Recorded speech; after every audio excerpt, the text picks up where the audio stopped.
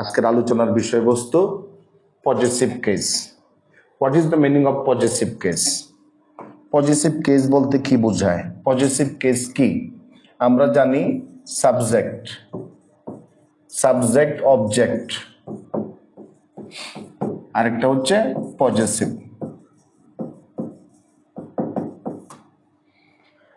Subject মানে হচ্ছে nominative, native, object মানে অবজেক্টিভ, পজেসিভ পজেসিভি।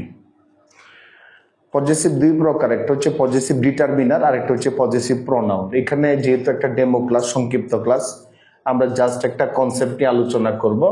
এই নমিনেটিভ আমরা বলি, কিন্তু এটা হচ্ছে সাবজেক্ট।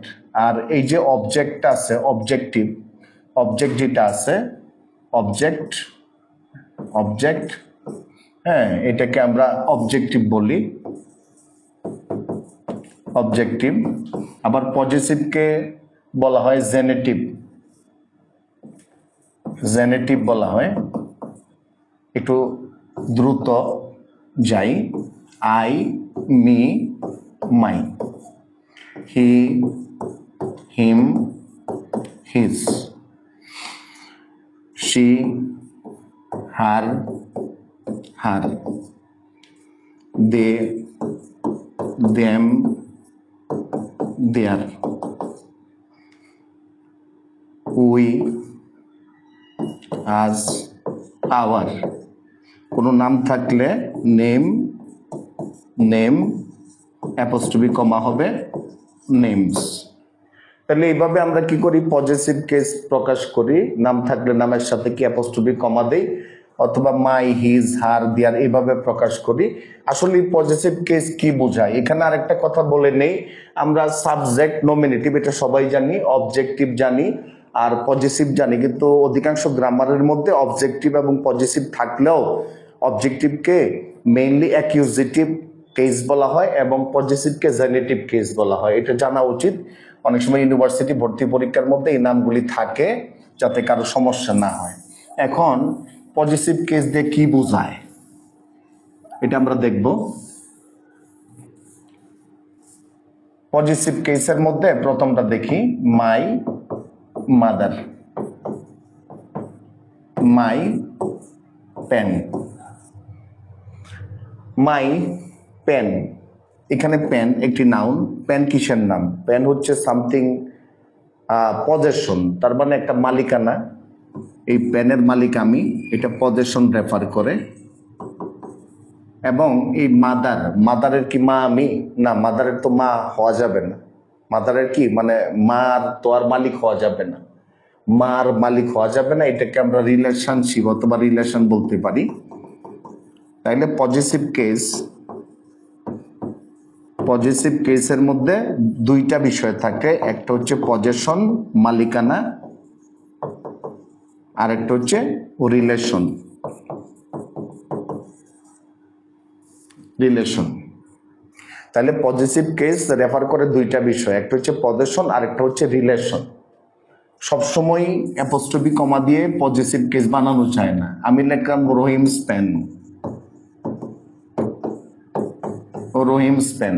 তাহলে এখানে রহিম কি? রহিম হচ্ছে লিভিং,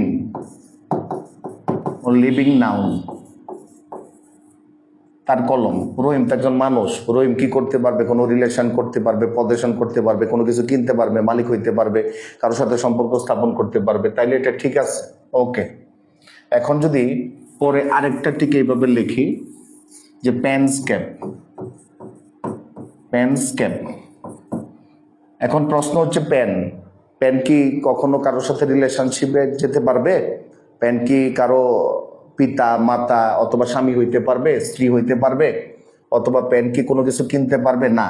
তার পজেশন করার এবং তার অনারশিপ অথবা তার যে রিলেশনশিপ করার কোনো ক্ষমতা, তার এবিলিটি নাই। সুতরাং এটা এইভাবে লেখা যাবে না। এখানে এটা পজিটিভ কেস না, এখানে ধরতে হবে এটা হচ্ছে পার্ট। পার্ট মানে অংশ, আর পেনটা হচ্ছে টোটাল। যখন পার্ট এবং টোটাল হবে তখন এইভাবে লিখতে হবে, দি দ্বারা, the cap of the pen.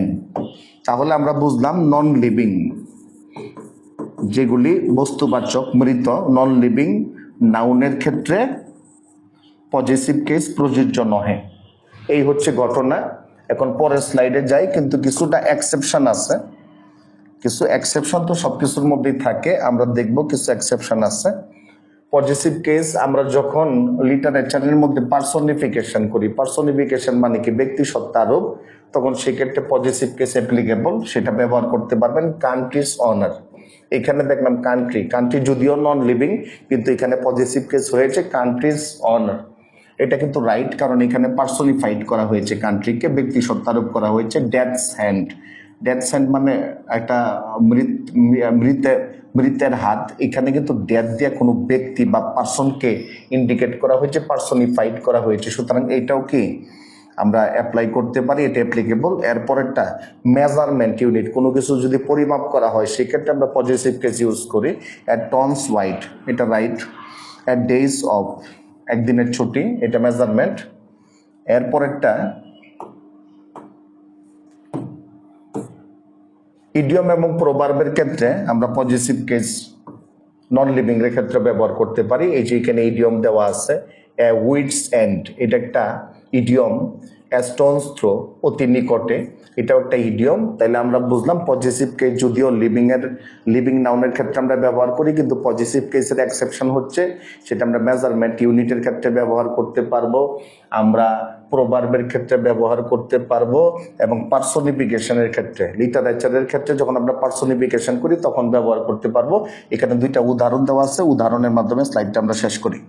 তাইলে এখানে I visited Karim and Salma home, Karim এবং সালমার বাড়ি আমি ভিজিট করলাম। করিম এবং সালমার একটা বাড়ি, যদি একজনের বাড়ি হয় তাহলে দুইটার মধ্যে অ্যাপোস্ট্রফি কমা দিব না, অ্যাপোস্ট্রফি কমা দিতে হবে যে জিনিসটা পজেস করে ওই জিনিসটার কাছাকাছি যে আছে তার কাছে দিতে হবে, তার সাথেই দিতে হবে। Salma's home, Karim and Salma's homes are in the same colony, একই কলোনির মধ্যে, একই কলোনিতে যেহেতু তাদের বাড়ি, সুতরাং বাড়ি কিন্তু একটা না, এখানে দুইটা, আবার হোমের সাথে এস দেওয়া আছে, তাহলে আমরা নিশ্চিত হলাম বাড়ি দুইটা। তাহলে মালিক কি দুইজন, মালিক দুইজন হইলে দুইজনের সাথে কি এস ব্যবহার করতে হবে। এটাই একটা সংক্ষিপ্ত ভিডিও ছিল। ধন্যবাদ সকলকে, সকলেই আমাদের সাথে থাকবেন।